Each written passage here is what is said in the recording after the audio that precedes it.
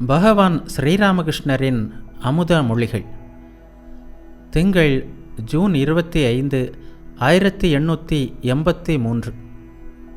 மாலை சுமார் 5 மணி. குருதேவர் பலராமின் வீட்டிற்கு வந்திருந்தார். மா அருகில் உட்கார்ந்திருந்தார். ராக்காலும் உடன் இருந்தார். குருதேவர் பரவச நிலையில் இருந்தார். ஸ்ரீராமகிருஷ்ணர் பரவச நிலையில் கூறினார், இதோ பார், மனமாற அழைத்தால் சொந்த உருவத்தை காண முடியும். ஆனால் எந்த அளவுக்கு இன்ப நாட்டத்தின் சாயல் இருக்கிறதோ அந்த அளவுக்கு அது தடைபடுகிறது. மா கூறினார், அதில் குதித்துவிட வேண்டும் என்று சொல்வது உண்டு அல்லவா? ஸ்ரீராமகிருஷ்ணர் மகிழ்ச்சியோடு கூறினார், அப்படி சொல். எல்லோரும் மௌனமாக இருந்தார்கள். குருதேவர் மறுபடியும் பேசலானார். மாவிடம், இதோ பார், எல்லோருக்கும் ஆன்ம தரிசனம் உண்டாக முடியும். மா கூறினார், உண்மைதான். ஆனால் இறைவன் ஆட்டுவிப்பவர். பாத்திரத்திற்கு ஏற்ப அவர் நம்மை செயல்படுத்துகிறார். சிலருக்கு விழிப்புணர்வை அளித்திருக்கிறார், சிலரை அறியாமையில் வைத்திருக்கிறார். ஸ்ரீராமகிருஷ்ணர் கூறினார், அப்படியல்ல. மன இயக்கத்துடன் அவரிடம் பிரார்த்தனை செய்ய வேண்டும். பிரார்த்தனை நம் மனத்தின் ஆழங்களிலிருந்து வருவதாக இருந்தால் அவர் நிச்சயமாக அதற்கு செவி சாய்க்கிறார். ஒரு பக்தர் கூறினார், ஆம் சுவாமி, நான் இறப்பதால் பிரார்த்தனை செய்யத்தான் வேண்டும். ஸ்ரீராமகிருஷ்ணர் மாவிடம் கூறினார், படிக்கட்டு வழியாக மாடியை அடைவது போல் லீலையை பிடித்து கொண்டே நித்தியத்தை அடைய முடியும். நித்தியத்தை கண்ட பிறகு லீலைக்கு வந்து பக்தியை கைக்கொண்டு பக்தனாக வாழலாம். இது நல்ல பக்குவமான வழி. இறைவனுக்கு பல்வேறு வடிவங்கள் இருக்கின்றன. ஈஸ்வர லீலை, தேவலீலை, மனித லீலை, உலக லீலை என்று அவருடைய லீலைகளும் பல்வேறானவை. பிரேம பக்தியை போதிப்பதற்காக யுகந்தோறும் இறைவனே மனிதனாக அவதரிக்கிறார். சைத்தன்ய தேவரை பார், அவதார புருஷரில்தான் இறைவனின் பிரேம பக்தியை அனுபவிக்க முடியும். இறைவனின் மகிமை அளவற்றது. ஆனால் எனக்கு வேண்டுவதெல்லாம் பிரேமையும் பக்தியும் தான். எனக்கு வேண்டியது பால். பசுவின் மடியிலிருந்து பால் வருகிறது. அவதார புருஷர்கள் பசுவின் மடி போன்றவர்கள். நான் அவதரித்திருக்கிறேன், என்னை தரிசித்தால் அது இறைவனை தரிசித்ததே என்று குருதேவர் கூறுகிறாரா?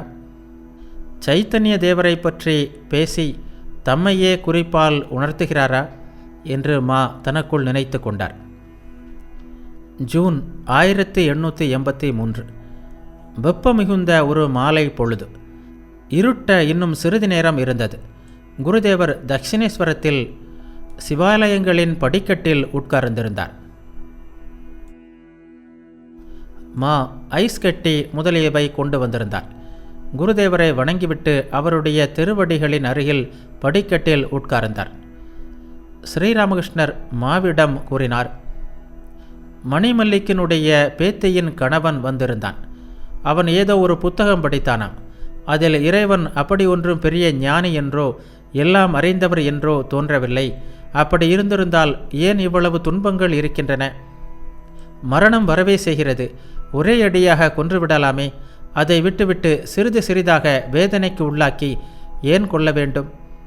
நானாக இருந்திருந்தால் இதைவிட நல்ல உலகத்தை படைத்திருப்பேன் என்று அந்த நூலின் ஆசிரியர் எழுதியிருக்கிறாரா? மா வியப்புடன் அந்த வார்த்தைகளை கேட்டுக்கொண்டு மௌனமாக உட்கார்ந்திருந்தார். குருதேவர் தொடர்ந்து கூறினார், என்னப்பா, இறைவனை நம்மால் அறிய முடியுமா என்ன? நானும் சில வேளைகளில் அவரை நல்லவராகவும் சில வேளைகளில் தீயவராகவும் நினைப்பதுண்டு. அவர் நம்மை தமது மாயைக்குள் வைத்திருக்கிறார். சில சமயம் நம்மை விழிப்புணர்த்துகிறார், சில சமயம் அறியாமையில் மூழ்க செய்கிறார். ஒரு கணம் அறியாமை நீங்குகிறது, மீண்டும் சுற்றி வளைத்து கொள்கிறது. பாசியால் மூடப்பட்டிருக்கும் குளத்தில் கல்லெறிந்தால் சிறிது நேரம் தண்ணீரை பார்க்க முடிகிறது. ஆனால் கொஞ்ச நேரத்திற்குள் பாசி மறுபடியும் அசைந்து அசைந்து வந்து தண்ணீரை மூடிக்கொள்கிறது. உடல் உணர்வு இருக்கும் வரைதான் இன்பம், துன்பம், பிறப்பு, இறப்பு, நோய், துயரம் எல்லாம். இவை உடலுக்கு மட்டுமே, ஆன்மாவிற்கு இல்லை. பிரசவ வேதனைக்கு பிறகு குழந்தை பிறக்கிறது. அதுபோல் உடல் இறந்த பிறகு இறைவன் அவனை நல்ல இடத்திற்கு அழைத்து செல்லக்கூடும். ஆன்ம ஞானம் கிடைத்துவிட்டால் இன்பம் துன்பம் பிறப்பு இறப்பு எல்லாம் கனவு போல் தோன்றும். நமக்கு என்ன தெரியும்?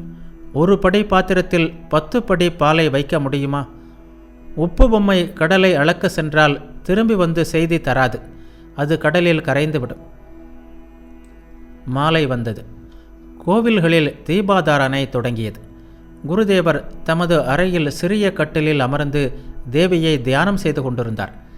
ராக்கால், லாட்டு, ராம்லால், கிச்சோரி, குப்தர் முதலிய பக்தர்கள் இருந்தனர். மா அன்று இரவு அங்கே தங்குவதாக இருந்தார். தமது அறைக்கு வடக்கில் உள்ள சிறிய வராந்தாவில் குருதேவர் பக்தர் ஒருவருடன் தனியாக பேசிக் கொண்டிருந்தார். தினமும் இரவிலும் அதிகாலையிலும் சந்தியா வேளையிலும் தியானம் செய்வது நல்லது என்றார். உருவக்கடவுளையும் அருவக்கடவுளையும் எப்படி தியானிப்பது என்பதையும் விளக்கினார். சிறிது நேரமானதும் குருதேவர் தமது அறைக்கு மேற்கே உள்ள அரைவட்ட வராந்தாவில் வந்து அமர்ந்தார். இரவு சுமார் 9 மணி இருக்கும். மா அருகில் இருந்தார். ராக்கால் முதலிய பக்தர்கள் அவ்வப்போது அறையினுள் போவதும் வருவதுமாக இருந்தனர்.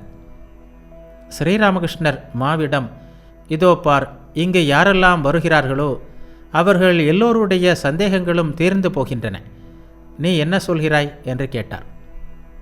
மா கூறினார், ஆம், நிச்சயமாக. அந்த வேளையில் கங்கையில் வெகு தூரத்தில் படகோட்டி ஒருவன் துடுப்பை துளைத்தபடி பாடிக்கொண்டே சென்றான். அந்த இனிய இசை ஓங்கார நாதத்தைப் போல் பரந்த வான்வழியாக கங்கையின் மீது மெல்ல தவழ்ந்து குருதேவரின் காதுகளில் நுழைந்தது. குருதேவர் பரவச நிலையை அடைந்தார்.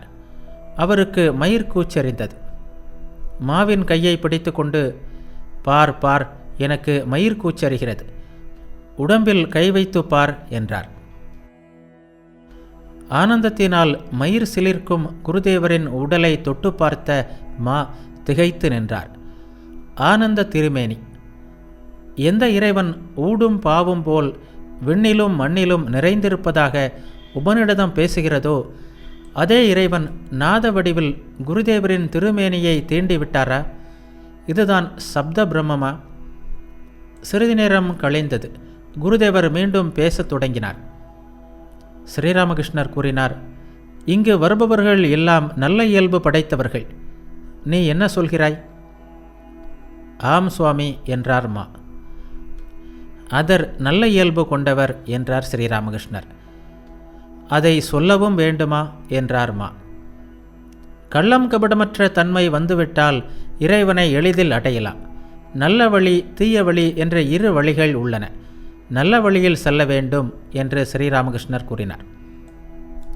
ஆமாம் சுவாமி, நூலில் ஒரு இழை பிரிந்திருந்தாலும் அது ஊசியின் காதில் நுழையாது என்றார் மா. உண்ணும்போது நாக்கில் ஒரு முடி பட்டால் போதும், உணவை அப்படியே துப்பிவிடுகிறோம் என்றார் குருதேவர். மா கூறினார், ஆனால் இறைக்காட்சி பெற்றவனை தீயவர்களின் தொடர்பு ஒன்றும் செய்ய முடியாது என்று நீங்கள் சொல்வது உண்டல்லவா? கொழுந்து விட்டெறியும் நெருப்பில் பச்சை வாழை மரமும் எரிந்து போகும், அதுபோல் ஞானத்தீயில் எல்லாம் சாம்பலாகிவிடும் என்றார். நரேந்திரரை பற்றி குருதேவர் இவ்வாறு சொல்வதுண்டு. சனிக்கிழமை ஜூலை 14, 1883 கல்கத்தாவில் அதர்சேனின் வீடு. குருதேவர் அங்கே வந்திருந்தார். ராக்கால், மா முதலியோரும் வந்தனர். பூஜை அறையில் பாடல் நடைபெற்றது. ராஜநாராயணன் பாடினார். குருதேவர் பாட்டை சிறிது கேட்டபடியே பரவச நிலையை அடைந்தார். எழுந்து நின்று கொண்டு சில வேளைகளில் பாடகருடன் சேர்ந்து பாட ஆரம்பித்தார். தாமும் புதிதாக சில வரிகளை சேர்த்தார். அம்மா, என்னை உன்னிடம் வைத்துக்கொள், அம்மா என்று பாடியபடியே மீண்டும் சமாதியில் ஆழ்ந்தார். புற உணர்வற்று மூச்சற்று நின்றார். பாடல் முடிந்ததும் பூஜை அறையிலிருந்து மாடியில் உள்ள ஓர் அறைக்கு சென்று பக்தர்களுடன் உட்கார்ந்தார்.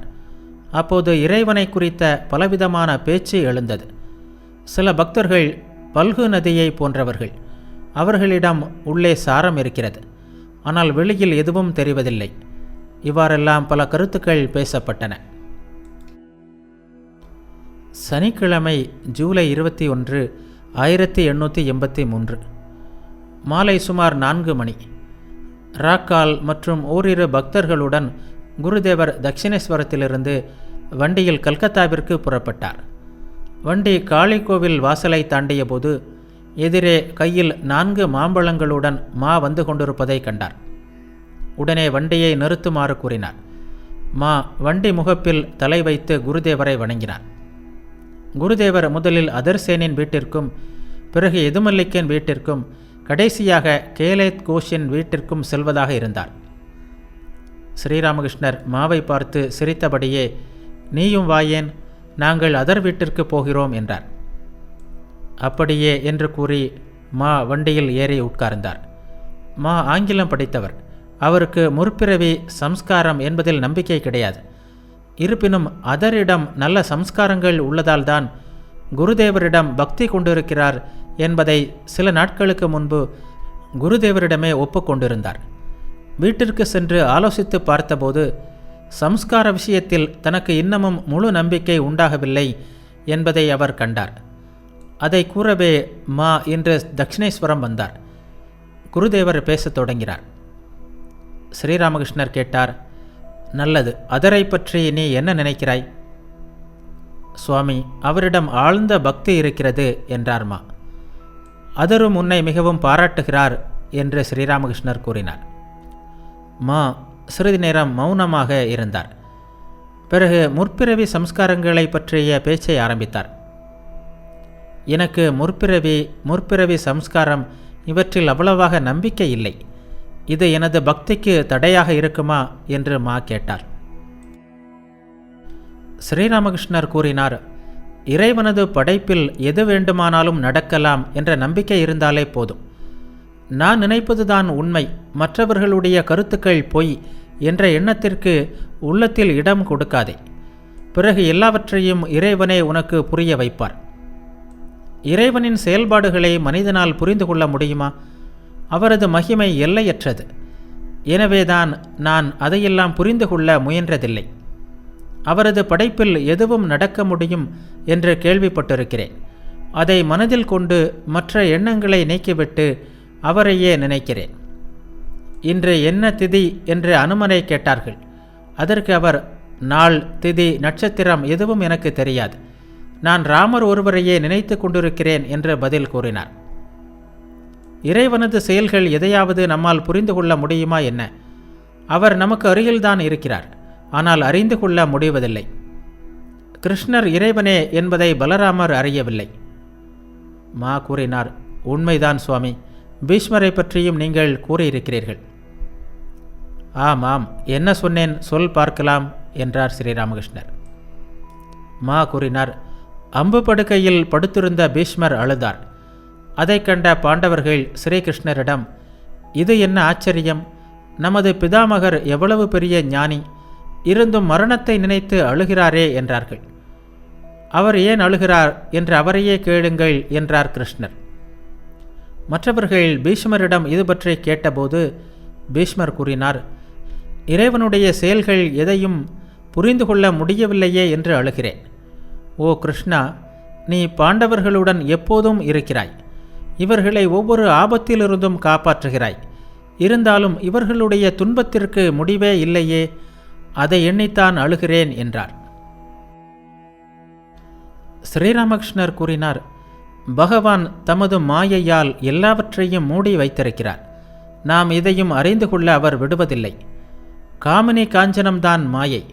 இந்த மாயையை அகற்றிவிட்டு பார்ப்பவர்களுக்கே அவரை காண முடியும். நான் இதை ஒருவருக்கு விளக்கி கொண்டிருக்கும் போது எம்பெருமான் திடீரென்று எனக்கு ஓர் அற்புத காட்சியை காட்டினார். காமார்புகூரில் உள்ள ஒரு குளம். அதில் ஒருவன் பாசியை கையினால் அகற்றிவிட்டு தண்ணீர் குடித்து கொண்டிருந்தான். தண்ணீர் பளிங்கை போல் தெளிவாக இருந்தது. மாயை என்னும் பாசையால் சச்சிதானந்தம் மூடப்பட்டிருக்கிறது என்பது எனக்கு இவ்வாறு காட்டப்பட்டது. பாசியை அகற்றுபவன் தண்ணீர் குடிக்க முடியும். கவனமாக கேள், உனக்கு ஒரு ரகசியம் கூறுகிறேன். ஒருமுறை சவுக்கு மரத்தோப்பிற்குள் வெளிக்கு போய்க் கொண்டிருந்தேன். அப்போது அறை ஒன்றின் கதவை போன்ற ஒரு காட்சி தோன்றியது. அறையினுள் என்ன இருக்கிறது என்று பார்க்க முடியவில்லை. கத்தியால் கதவில் துளை செய்ய முயன்றேன், முடியவில்லை. துளையிட துளையிட மண் விழுந்து அதனை மூடிக்கொண்டது. கடைசியில் ஒரு துளை உண்டாயிற்று. இதை கூறிவிட்டு குருதேவர் மௌனமாக இருந்தார். மறுபடியும் பேச ஆரம்பித்தார். இவை மிக உயர்ந்த கருத்துக்கள். பார்த்தாயா, யாரோ என் வாயை பொத்துவது போல் உள்ளது. பெண்ணுறுப்பிலும் இறைவன் உறைவதை என் கண்களால் கண்டேன். நாய்கள் புணரும்போது நான் அதை கண்டேன். இறைவனின் உணர்வால்தான் இந்த உலகம் உணர்வுள்ளதாக விளங்குகிறது. சிறு சிறு மீன்களிலும் கூட இந்த உணர்வு துடிப்பதை சில வேளைகளில் காண்கிறேன். வண்டி சோபா பஜார் சந்திப்பை அடைந்தது. குருதேவர் தொடர்ந்து பேசினார். மழைக்காலத்தில் பூமி தண்ணீரில் ஊறியிருப்பது போல் உலகம் இந்த உணர்வில் ஊறியிருப்பதாக சில வேளைகளில் காண்கிறேன் என்றார். இவ்வாறு எவ்வளவோ நான் கண்டிருக்கிறேன். ஆயினும் எனக்கு அகங்காரம் வருவதில்லை என்றார். மா சிரித்து கொண்டே, உங்களுக்காவது அகங்காரம் வருவதாவது? கடவுள் மீது ஆணை, எனக்கு அகங்காரம் சிறிதும் இல்லை என்றார் ஸ்ரீராமகிருஷ்ணர். மா கூறினார், கிரீஸ் நாட்டில் ஒரு மனிதர் இருந்தார். அவரது பெயர் சாக்ரட்டிஸ். மனிதர்களில் அவரே அறிவாளி என்ற அசரீதி கேட்டது. அவர் திகைத்து போனார். சிறிது நேரம் தனிமையில் அமர்ந்து சிந்தித்து அதை புரிந்து கொண்டார். பிறகு தமது நண்பர்களிடம் கூறினார், எனக்கு ஒன்றும் தெரியாது என்பதை நான் மட்டுமே அறிந்திருக்கிறேன். ஆனால் மற்ற ஒவ்வொருவரும் தான் பெரிய அறிவாளி என்று நினைக்கிறார்கள். உண்மையில் எல்லோரும் அறிவற்றவர்கள் என்று கூறினார்.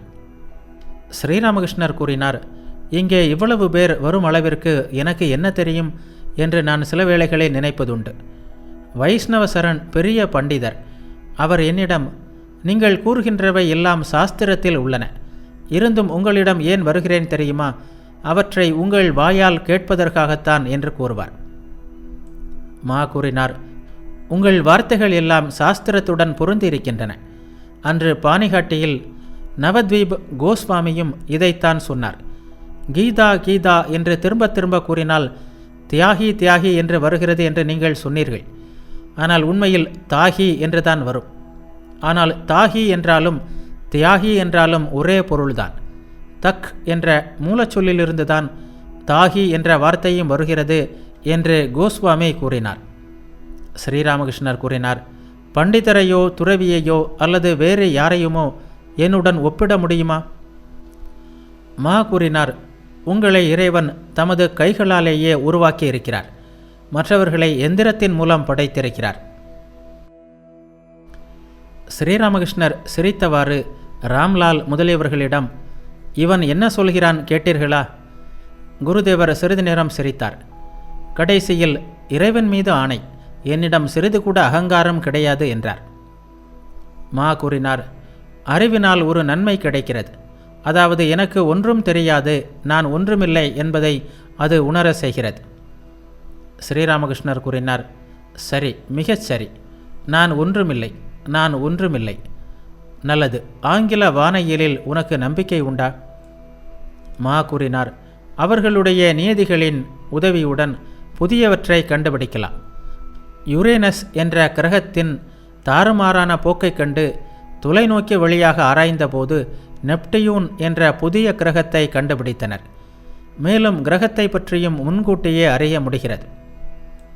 ஸ்ரீராமகிருஷ்ணர், ஆம், அது உண்மைதான்.